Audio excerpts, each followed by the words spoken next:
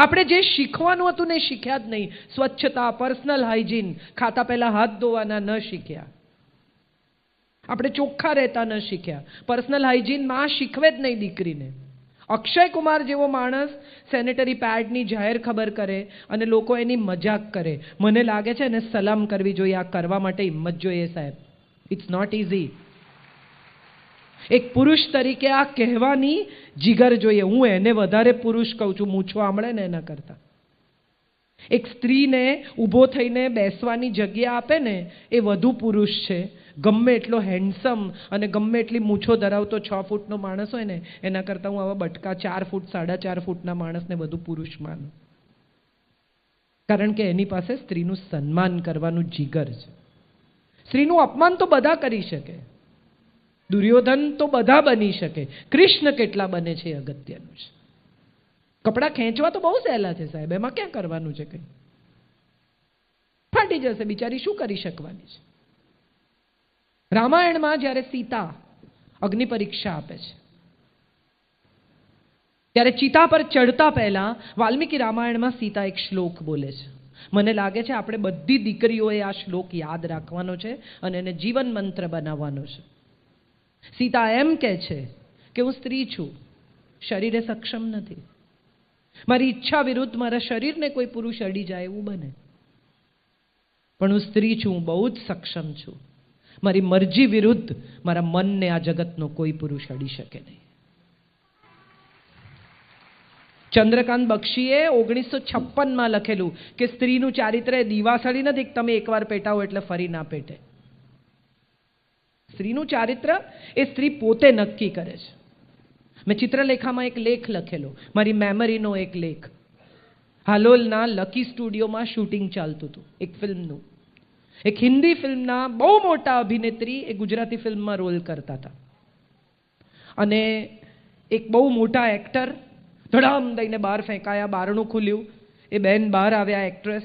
એનો સાડીનો છેડો પડી ગયેલો હાંફતા હતા અને પેલા ભાઈને એણે કહ્યું કે હટ. એટલે પેલા ભાઈએ આટલા લોકોની વચ્ચે, એ પણ મોટા અભિનેતા, એણે ગાળ દીધી અને એમણે કહ્યું રંડી. એટલે પેલી બાઈ જે એક્ટ્રેસ અદ્ભુત, એણે કહ્યું કે હા રંડી હું, લેકિન અપના ગ્રાહક ખુદ ચુનતી હું. સલામ છે એવી સ્ત્રીને. તમને કોઈ ગાળ દે એટલે ડરી જવાનું? તમારે વિશે કોઈ નાની આવી ઘસાતી વાત કરે એટલે ડરી જવાનું? બહુ લખ્યું એ ભાઈએ. અને મેં એમને જવાબમાં એક જ વાક્ય લખ્યું, તમે મને પોપ્યુલર કરો છો, તમે શું કરો છો મને નથી ખબર. બહુ લોકો આવે છે કે એવી કેવી કાજલ છે, ચલો જોઈએ, મને મજા આવે છે, કરો. કોઈ તમને એમ કે તમે ચારિત્રહીન છો એટલે તમે ચારિત્રહીન છો. એક નાનકડા રેપથી તમે તમારી જાતને ખોઈ બેસો તો એમ માનજો કે એ રેપ તમારા શરીર પર નહીં, તમારા મન પર થયો છે. કૂતરું બચકું ભરી જાય તો આપણે અપવિત્ર થઈ જઈએ છીએ? હા કે ના? હા કે ના? મને સંભળાતું નથી. હજી મોટેથી મને સંભળાતું નથી. હજી મોટેથી. કરેક્ટ. કૂતરું બચકું ભરી જાય તો જો આપણે અપવિત્ર નથી થતા ને, તો આવા રખડતા કૂતરા કોઈ સ્ત્રીને બચકું ભરી જાય ને તો એ અપવિત્ર નથી થતી, એણે ખાલી ઇન્જેક્શન લેવાના છે. Don't believe in others, believe in yourself. સામાજિક સુરક્ષા એ સ્વયંમાં વિશ્વાસ છે. હું કશું ખોટું નહીં કરું એવું જો દરેક માણસ નક્કી કરે ને સાહેબ, તો આ જગતમાં કશું ખોટું થાય જ નહીં. આપણે બધા આપણા પોલીસ છીએ. રિક્ષાવાળા, લારીવાળા, ગલ્લાવાળા, પાનના ગલ્લે ઉભેલા છોકરાઓ.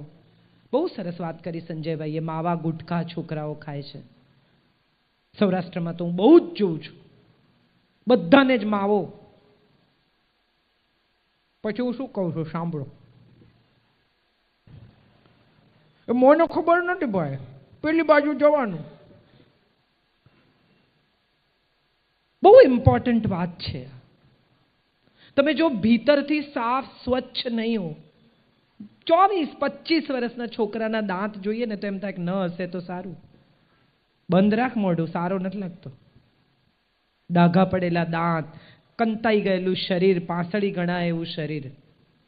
પછી છોકરીને તમે ગમો નહીં એટલે તમને એમ થાય કે હવે કોઈ પણ રીતે આને મેળવવી છે. એટલે તમારે કશું ખોટું કરવું પડે, એને મોલેસ્ટ કરવી પડે, રેપ કરવા પડે, ઉઠાવી જવી પડે.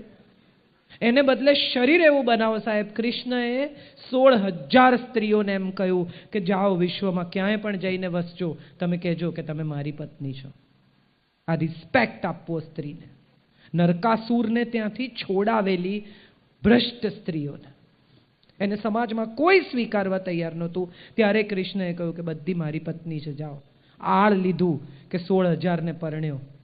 16,000 ને પરણ્યો નહોતો, 16,000 ને રિહેબિલિટ કરી. It's not easy. It is not easy sir. મારે અહીંથી જે વાત કહેવાની છે એ ફક્ત એટલી જ છે કે સામાજિક સુરક્ષા પોલીસ નહીં કરી શકે, ટેકનોલોજી નહીં કરી શકે, સીસીટીવી કેમેરા નહીં કરી શકે. સામાજિક સુરક્ષા મારે ને તમારે કરવાની છે. બસમાં બેઠેલી 40, 45, 55, 52 વર્ષની સ્ત્રી જો બાજુમાં બેઠેલી દીકરીને એમ ન કહે કે આવ બેટા મારી બાજુમાં બેસ, તો હું માનું છું કે ક્યાંક કશું ખોટું થશે, જરૂર થશે, કારણ કે એક પેઢી બીજી પેઢીને સુરક્ષા નથી આપી રહી. It is our job to teach our children. શિક્ષકો તો શીખવશે, પહેલી શિક્ષક માં છે સાહેબ. આપણે બધાએ ઉપનિષદની કથા સાંભળી છે કે એક ચોર પકડાય છે અને ફાંસી થાય છે અને એને પૂછે છે કે તારી છેલ્લી ઈચ્છા શું છે, અને કહે છે કે મારે મારી માને મળવું છે. બધા દ્રવી જાય છે કે અરે રે બિચારાને એની માને મળવું છે, બોલાવો બોલાવો. માને બોલાવે છે, છોકરો માનું નાક કરડી ખાય છે અને બધા એકદમ એને કે આ શું કર્યું તે તારી માને? તો કે પહેલી ચોરી કરીને ત્યારે જો મારી માએ મને એક તમાચો માર્યો હોત ને તો આજે મને ફાંસી ના થઈ હોત. દીકરો પહેલી વાર કોઈ છોકરી વિશે ઘસાતું બોલે ને ત્યારે એમ કહેવાનું કે this is not how you speak about woman. મારે એક બહુ જ અંગત વાત તમારી સાથે અહીંથી શેર કરવી છે. મારો દીકરો સ્કૂલમાં ભણતો હતો, 12મા ધોરણમાં, અને એક દિવસ ઘરમાં આવ્યો અને બારણું ધડામ દઈને બંધ કરીને મને કે કોઈ આવે ને તો કહેતો નહીં હું ઘરે છું. અરે મેં કીધું એવું શું કરીને આવ્યો છે? તો કે ના અમારી ક્લાસમાં એક છોકરી છે ચાંદની, એ ને એનો ભાઈ ને એનો બોયફ્રેન્ડ બધા મને શોધે છે. તું તે શું કર્યું, તને કેમ શોધે છે? તો મને કે ના મેં તો છે ને ખાલી એવું અમુક વસ્તુ એના વિશે હું બોલેલો તો એના બોયફ્રેન્ડને કોઈકે કહી દીધું. તો શું બોલેલો એ કે મને? મેં ચાંદનીને ફોન કર્યો, મેં કીધું બેટા હું તને એડ્રેસ સમજાવું, આવ. મારો દીકરો ઘેર જ છે.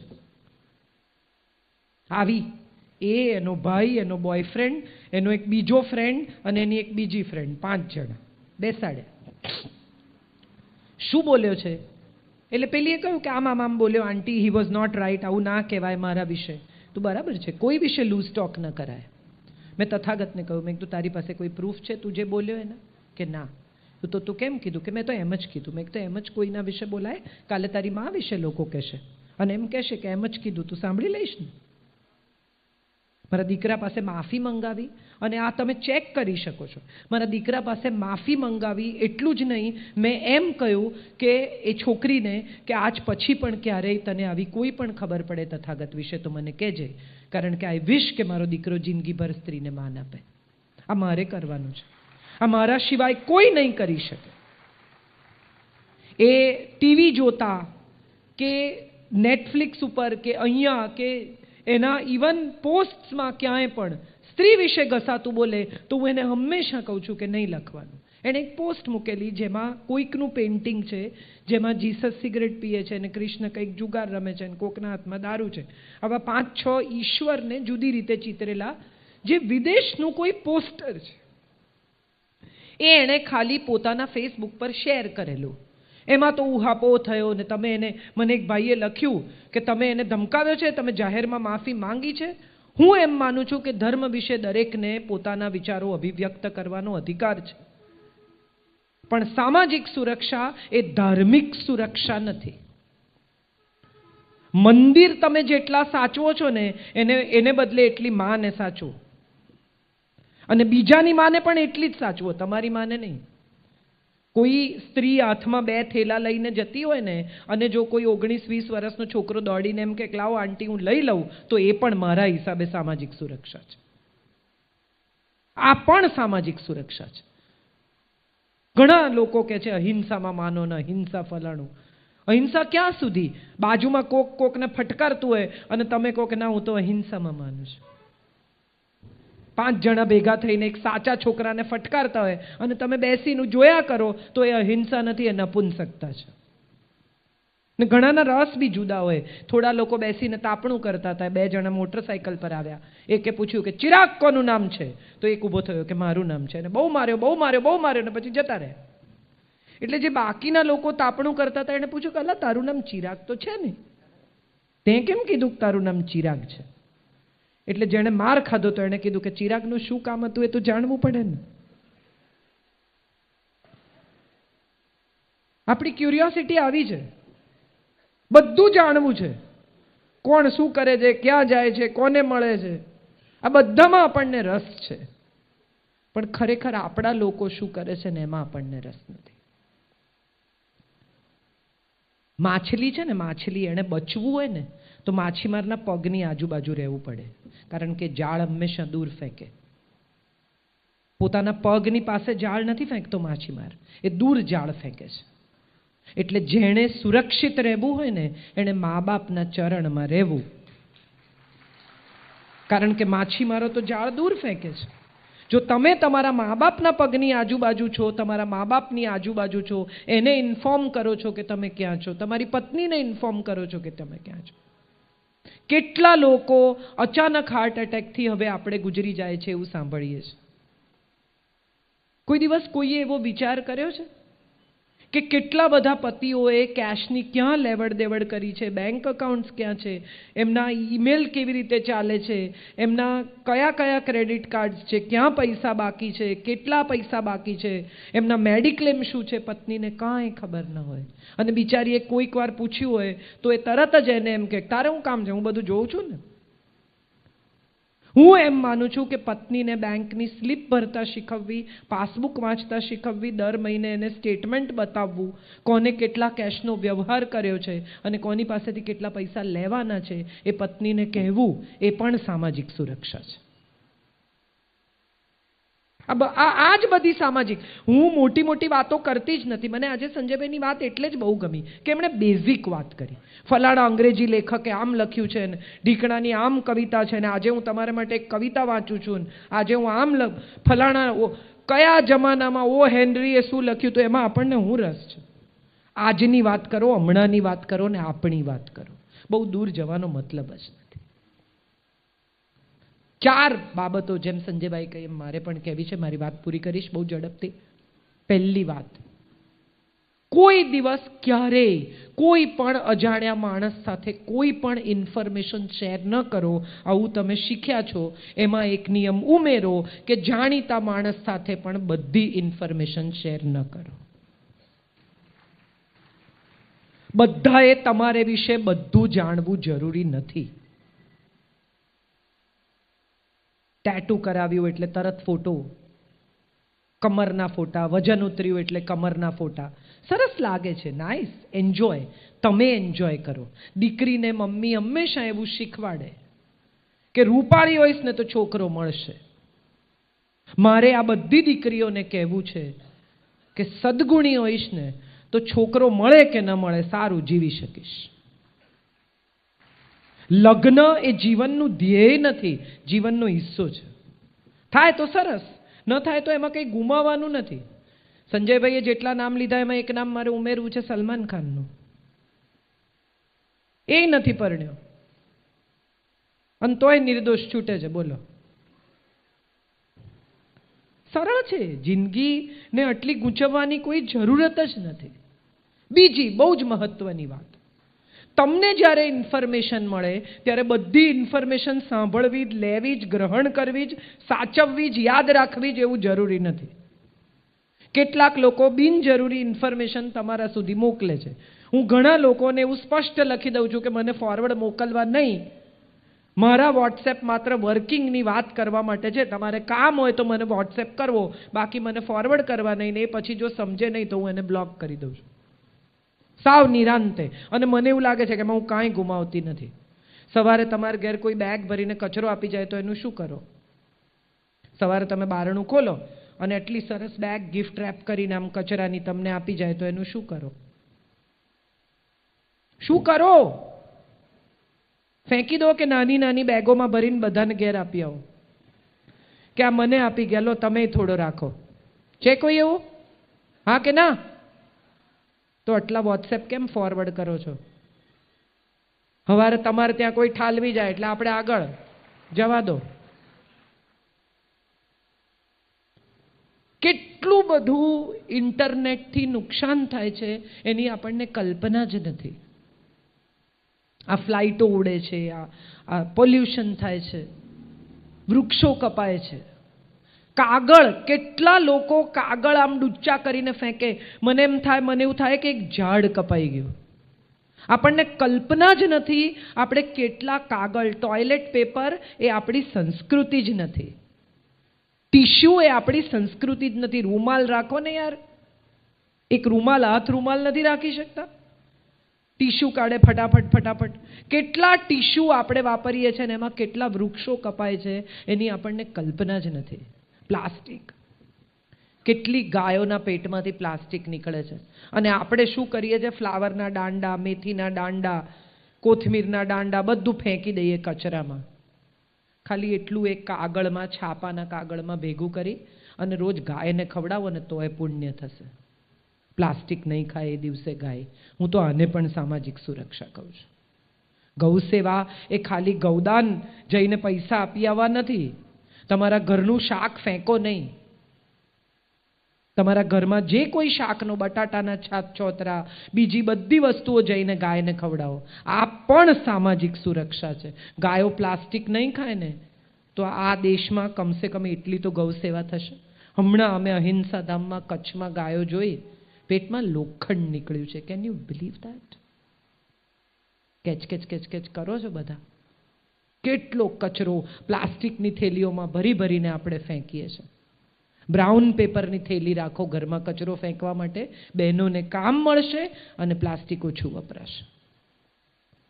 હું દૂધ લેવા જાઉં કે કંઈ પણ લેવા જાઉં તો થેલી લઈને જાઉં. મારો દીકરો મને બેનજી કહે છે, બેનજી ચાલ્યા. પણ હું બહુ જ દ્રઢપણે માનું છું આ તો હમણાં પ્લાસ્ટિક નહીં વાપરવાનું આવ્યું. હું તો કેટલા વર્ષોથી થેલી લઈને જાઉં છું. આટલી નાની થેલી ફોલ્ડ થઈને પર્સમાં રહી જાય, કેમ ન લઈ જઈ શકાય? એમાં શરમાવાનું શું છે?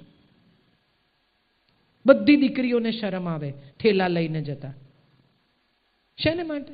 ટિફિન નથી લઈ જતી દીકરીઓ. બધાની વચ્ચે ટિફિનનો ડબ્બો ખોલીને ખાતા શરમ આવે, જૂનવાણી કહેવાય. કોઈ દિવસ કોઈએ એવું જોયું છે કે તમને જે બટાટા વડા કે સમોસા ખવડાવવામાં આવે છે એ કેવા હાથે ગુંદાય છે? સ્વચ્છતા પણ સામાજિક સુરક્ષા છે ને આંતરિક સ્વચ્છતા તો છે જ. કેટલા લોકોને કેન્સર ઓફ લેટ સાંભળીએ છીએ આપણે. કેમ થાય છે આ કેન્સર? પેસ્ટિસાઇડ્સ કેટલા દિલથી છાંટે અને પછી ધોયા વગર આપણે મોઢામાં નાખીએ. તમને શું લાગે છે આટલું બધું રાંધવા માટે એ બટાટા ધોતા હશે? એ પાવભાજી બનાવવા માટે શાક ધોઈને વાપરતા હશે? એ પેસ્ટિસાઇડ્સ બધું તમારા પેટમાં પ્રેમથી જાય છે અને ખાઓ સરસ. બહુ વસ્તી વધી ગઈ છે એટલે થોડાને કેન્સર થાય તો ફાયદો જ છે. ઉપડે બધા, ફ્લાઇટો ભરાઈને ઉપર. પાણીપુરી વાળો બાથરૂમ જઈને હાથ ધુએ છે કે નહીં એ કોઈને ખબર છે? I mean it. મને તો આવા જ વિચારો આવે છે. સ્વચ્છતા, નવી પેઢીનું સ્વાસ્થ્ય એ પણ સામાજિક સુરક્ષા છે. 48 વર્ષે 45 વર્ષે લોકોને હાર્ટ એટેક આવે છે, બ્લડ પ્રેશર, વાળ ખરવાની બીમારી. કેટલા લોકોને મેં જોયા છે, બધા એમ કે અમારા વાળ બહુ ખરે છે. કેમ ખરે છે? કારણ કે ભીતરથી હેલ્થ નથી. હેલ્થ બહુ ઇમ્પોર્ટન્ટ છે, સામાજિક સુરક્ષાનો હિસ્સો. ત્રીજો નિયમ એ છે કે અંદરથી સ્વચ્છ રહો, બહારથી સ્વચ્છ રહો અને જગતને સ્વચ્છ રાખવાનો પ્રયાસ કરો. ગમે તેમ કચરો ન ફેંકો. ગાડી ખોલીને ફટ દઈને પ્લાસ્ટિકની બાટલી બહાર, ચ્યુઇંગમ આમ ગમે ત્યાં ચોંટાડી દેવાનું, નોટબુકનું પાનું ફાડી નાખવાનું. તમને ખબર જ નથી આ કેટલી મોટી હિંસા છે અને આ કેટલી મોટી સામાજિક અસુરક્ષા છે. જેટલા લોકો અહીંયા બેઠા છે ને એ બધાને હું પૂછું છું કે પછીની પેઢી માટે શું મૂકી જવાના? પાણી વધવાનું છે, પેટ્રોલ વધવાનું છે, પોલ્યુશન વધવાનું છે. લોંગ ડ્રાઈવ પર જાય લોકો, બાઇક ઉપર લઈને ગર્લફ્રેન્ડને 12 કિલોમીટર, કેટલું પેટ્રોલ વપરાય ને કેટલું પોલ્યુશન થાય. સરસ બેસો કોઈ ઝાડ નીચે. એવું તમારે શું કરવું છે કે જેને માટે તમારે 12-15 કિલોમીટર અંધારા જાડી ઝાંખરામાં જવું પડે? સાદા સવાલો છે, વિચારજો મારી વાત પર. અને ચોથો સૌથી ઇમ્પોર્ટન્ટ નિયમ એ છે કે જે સુરક્ષા તમે ઈચ્છતા હો, માગતા હો, ઝંખતા હો, જોઈતી હોય, ડિમાન્ડ કરતા હો, એ બીજાને પણ આપો. તમને કોઈ અધિકાર નથી કે તમે બીજા સાથે ખરાબ રીતે વર્તો. તમે એવા કોઈ મોટા અમિતાભ બચ્ચન નથી, તમે એવા કોઈ મોટા દાઉદ ઇબ્રાહિમ નથી, તમે એવા કોઈ મોટા નરેન્દ્ર મોદી નથી કે સહેજ ઝઘડો થાય ને બીજા પર હાથ ઉપાડો. હમણાં એમણે કહ્યું ને કે ગાળ બોલે તો મારજો. હું કહું છું કે નહીં મારતા, કારણ કે તમે મારશો તો તમારી આજુબાજુના 10 લોકો આ જોઈને એવું શીખશે કે કોઈ ગાળ બોલે તો મારવું, ન મારતા. મારવાથી જો જગતમાં કોઈ સુધરી જતું હોત ને તો દુનિયા બદલાઈ ગઈ હોત સાહેબ. એક ભાઈ અમદાવાદના એરપોર્ટ પર ઉતર્યા અને ઉતરતાની સાથે એના 10-12 વર્ષના છોકરાને ધડાધડ મારવા માંડ્યા. અમેરિકાથી આવ્યા હતા, હજી તો સામાન નથી આવ્યો, અને એટલો માર્યો છોકરાને. એટલે બધા આજુબાજુમાં કે અરે રહેવા દો, કેમ મારો છો, શું છે?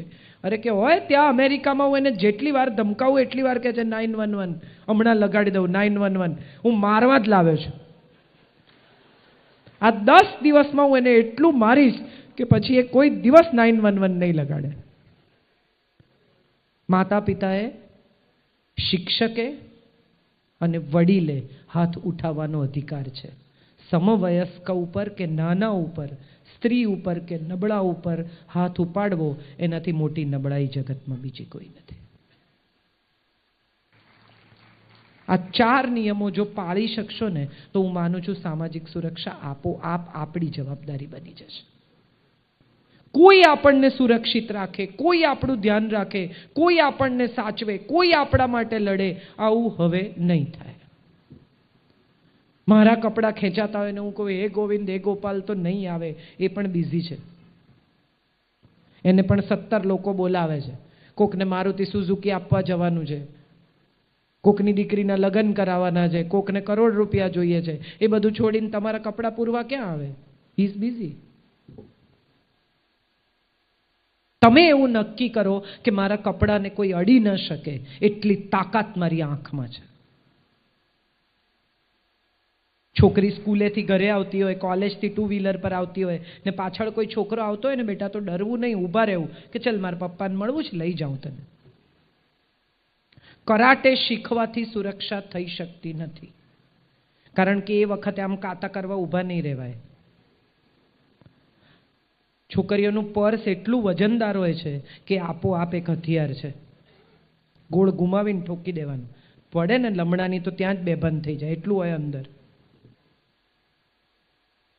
હિંમત અને સ્વયંમાં વિશ્વાસ, આ 2 સુરક્ષાના બેઝિક નિયમો છે. સંજયભાઈએ જે મેં એટલે કહ્યું કે એમણે જે કહ્યું એના પછી મારી વાત શરૂ થાય છે. ડર કે આગે जीत है हाँ है, लेकिन डर ही क्यों है जब स्वयं में विश्वास है.